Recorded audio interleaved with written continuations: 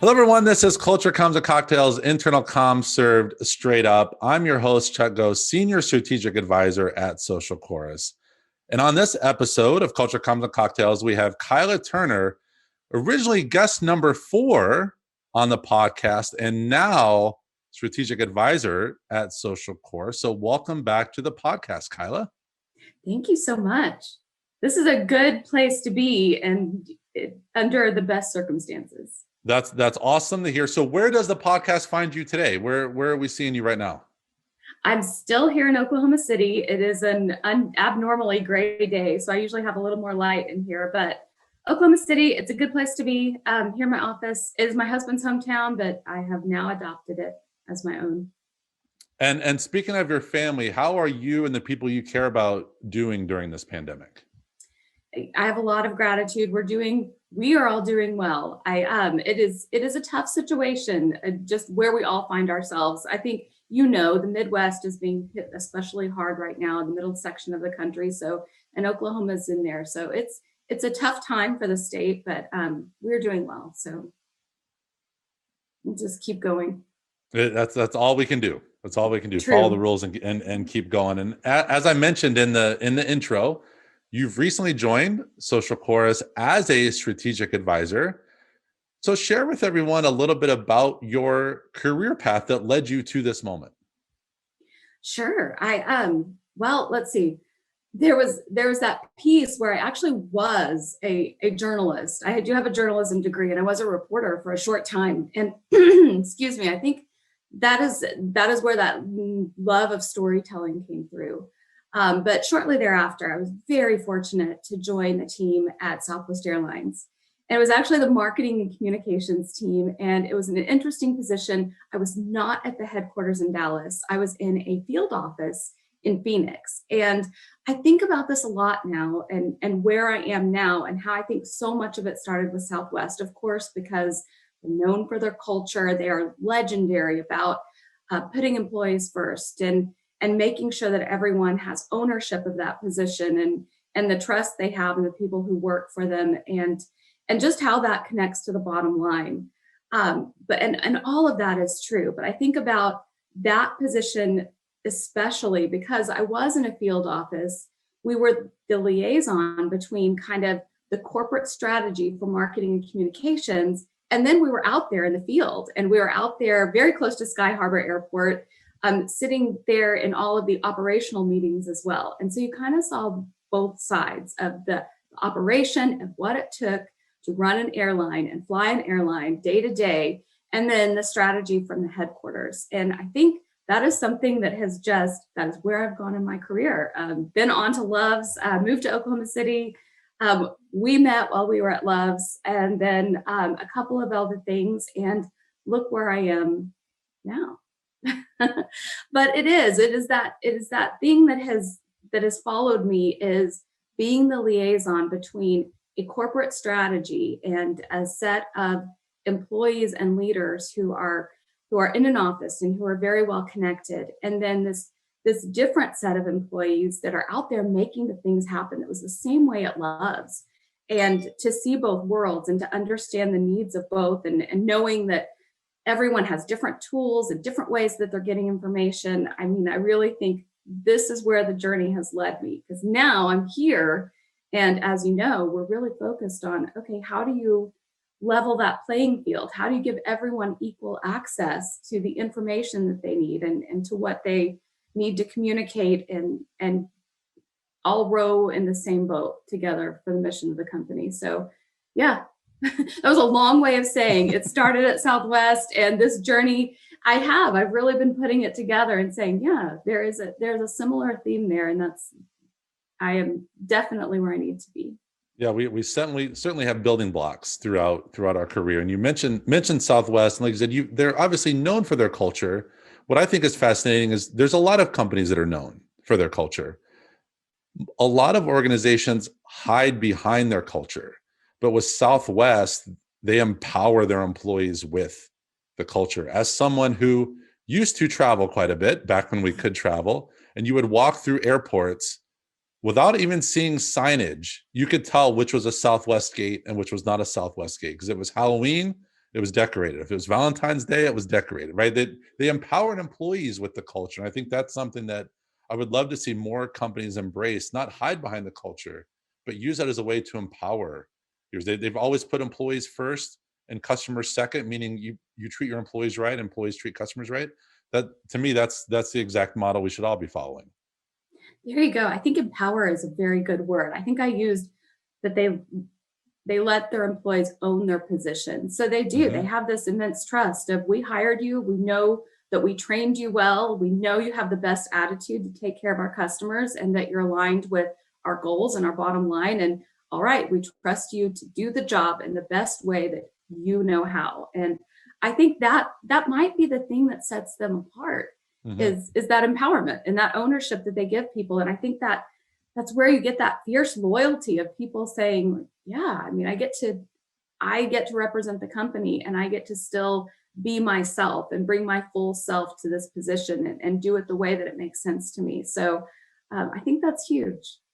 And we've both been career communicators. You mentioned yours. You started out in journalism and then going to Southwest and then Loves as examples of a part of your career path. But we're all still learning, right? We're all still picking up things as we advance in our career. After all we've gone through in 2020, what are some things that you've learned about communication?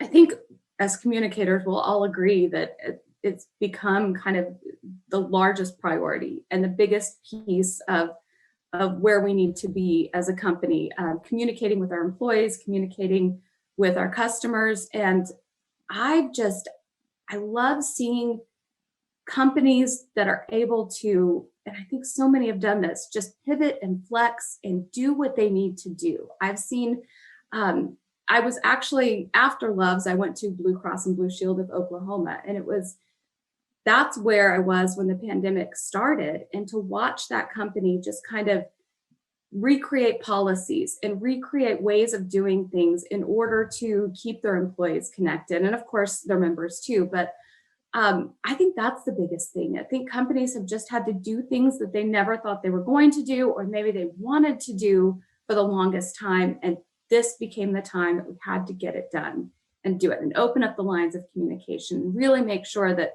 we are keeping everyone informed and connected and still feeling engaged, because these are unprecedented times.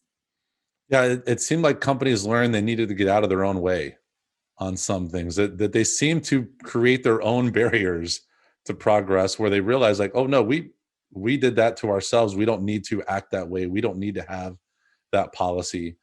So it is great to see companies advance there. And then I'll be curious when things return to what we thought was once normal, how those companies adjust again, and the ones that did communicate, the ones that did look out for employees and look out for their customers, are ultimately the ones that are going to be successful at that point in time too. I agree. Yeah, it will be interesting to see where we are when we come out of this. All of these changes that we've made because companies were more nimble and they did make the changes and they flexed and they moved and they did what they needed to do.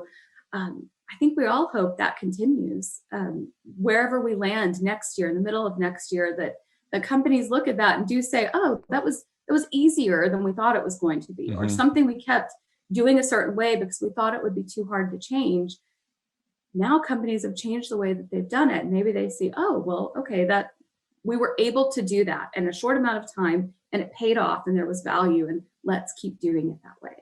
Yeah, they certainly have a lot fewer excuses now That's around true. making changes. And you are in an interesting spot, having once been a customer of Social Chorus. So let's talk about that a little bit. What was that experience like, working with us, now seeing that you're one of us? It is fun now to be on the other side of it, and it is definitely bringing back those memories. But I mean, that's one of the reasons why I'm here, is when I was with Loves and we were looking for a way to do exactly that, to connect the operation and connect our frontline employees that were really doing the work day in and day out.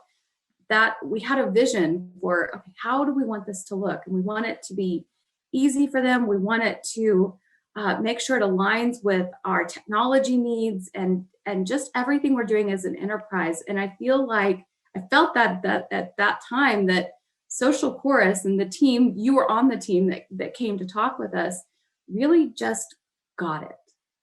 And I think, I mean, that's what really started that partnership so well, is we had this idea of just everyone being able to be a part, more participative communications and conversations, and just connecting everyone on an equal playing field. The team at SocialChorus not only understood that, but also knew where to go with it. And I think that's one of the most exciting things today. Now I get to be on this side and see that worked then. And then with all of the changes and all of everywhere that we're going, that just continues to grow. So it's, I mean, yeah, it is 3 years that just continues to go in a direction of how can we connect, make even more connections? How can we make it easier for communicators to message and to reach every person, to reach them where they are, and to make sure that everyone just has the same experience, no matter where they are within a company. And now that you are on this side, as you shared, what was it that excited you or interested you about not just joining the SocialChorus team, but also joining our team of advisors, aka the A team? What was so interesting, or what interested you again as a career communicator about joining? I think a lot of it is because I've seen the process. I've been through the process as a communicator at Love's, and I've seen it work, and I've seen it truly make a difference within a company, and how connected those employees feel, and how much that can align your employees to the bottom line and kind of where that company is set to go. I watched it just come to life at Love's, and now to have this opportunity to work with a really talented team of communicators for our A team, but also the talented team behind this platform of just being able to design something that works in this way for so many companies. It's an exciting place to be. It's an exciting place to look at and say, now I've seen it work. I would love to go help others make it work in their organization too. I know that it can, and I love it when people are as excited as we have always been to get this started and to watch the transformation happen with their internal comms. So being a new member of the SocialChorus team and having applied and gone through the interview process and all of that, and the company's growing like crazy. We have tons of openings across all parts of the business there. So marketing, product, engineering, customer success. What would be your words of encouragement, Kyla, to those who are either thinking of applying for an opportunity at SocialChorus, or perhaps are contemplating an offer to join the team? What would you want to share with them? First of all, I'd say just do it. That would be the best decision you could make. I can't say enough about how, I mean, this is different from any position I've had. As we've talked about, I've always been on the other side. And so I think coming into this group, the biggest thing I can see is that they value your experience and your perspective on either communications discipline or, marketing technology, wherever you end up in this organization. That's what I see, is that there's so much support and also respect for what everyone does within this company. It's a welcoming environment. I'm in week 3, and I have never had a more robust and welcoming onboarding plan and this journey that I'm in the middle of with SocialChorus. And it's eye-opening to see, oh, wow, if every company did it like this, everyone would be in a really good place with their new hires. So it's wonderful to see it on this side. And I would just say, I can't say anything else other than go for it. It's a good place to be. Now, I have a very important question next, Kyla. As someone who was on the podcast very early on and is now back on the podcast, I need to know, which was cooler, being on the podcast now twice, or being a part of the A team and the SocialChorus team?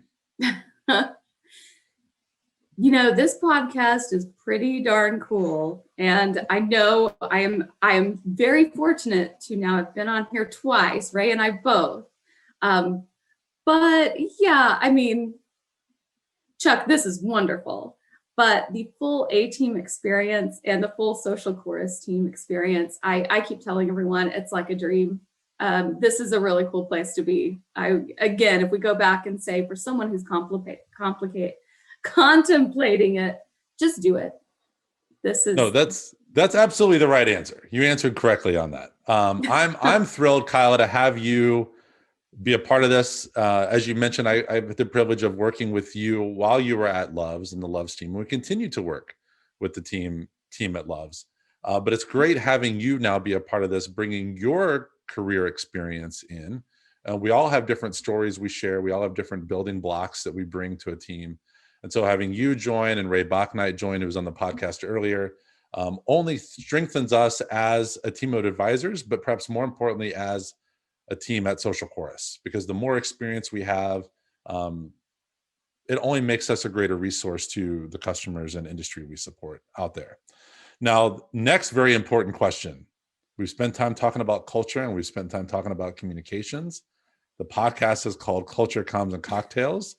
And Kyla, to this day, everybody, you have to go back and listen to the 4th episode when Kyla was on. I think she has at the time what was the greatest cocktail recommendation, because not only was it one I had not heard of, but it was very detailed on, you had 2 options to go get the best version of that cocktail. So you have to go back and listen to find out what that was. It's worth listening to it. So putting you back on the spot here, Kyla, what is your next cocktail recommendation for the listeners out there? Yeah, I've thought about this. And Chuck, this is going to be a big surprise to you. The Diablo, that is still one of my favorites. That has tequila in it, and I'm kind of a tequila connoisseur. But I will tell you this, I'm going to give you my cocktail recommendation of what I've been doing lately, especially during this pandemic. It's called the Uncocktail. I call it the Uncocktail because I don't know, I hear this from everyone, but during this pandemic, we all kind of started out of, having a little more wine with dinner or a cocktail every night. And it became kind of a thing.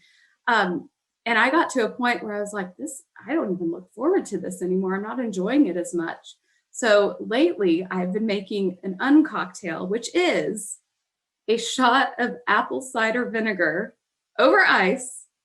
And then you pour in just whatever kind of sparkling water you have, Topo Chico or anything that you have will do, and a squeeze of lemon. And then you can put a little sweetener in there if you want, because it is pretty sour. I kind of like sour. So I have been drinking apple cider vinegar and sparkling water as my cocktail of choice at night, because I will tell you, it's good for you. Oh, you have to get the apple cider vinegar, the fancy kind. It's organic. It has the little mother vine in the bottom. Make sure you're doing that. And I will tell you, they say it's good for you. And I feel good when I drink that. So I have to share that one because that's what I've been doing lately. And it's wonderful and it's completely different. And maybe after all of this is over, we'll go back to drinking Diablos and whatnot on the patio. That might be the most 2020 recommendation for a cocktail. I know. To be the uncocktail. Now, I will say, as someone who has tried the apple cider vinegar shots for health reasons, just straight. Don't do that. Brutal. It's brutal. No, you need the sparkling water. You need this little squeeze of lemon. You need some honey or some sweetener if you want to do it that way too. But you need all of that, and it kind of feel like you're drinking a cocktail, and you can just sip it. And there is something, I actually feel it. I don't know if it's in my head, but I feel like I'm doing something good for myself. So, well, again, I'm not disappointed in your recommendation, Kyla. It's so great having you back on the podcast, but more importantly, it is great having you be a part of the SocialChorus team and our team of advisors. Thank you again for taking the time to talk with us. Good to see you, Chuck. If you enjoyed what you heard from this episode and want to check out others, find Culture, Comms, and Cocktails on Apple Podcasts, Google Play, Spotify, or wherever you like to listen. And when you do, hit that subscribe button so you don't miss any future episodes. This has been Culture, Comms, and Cocktails, internal comms served straight up. Thanks for listening.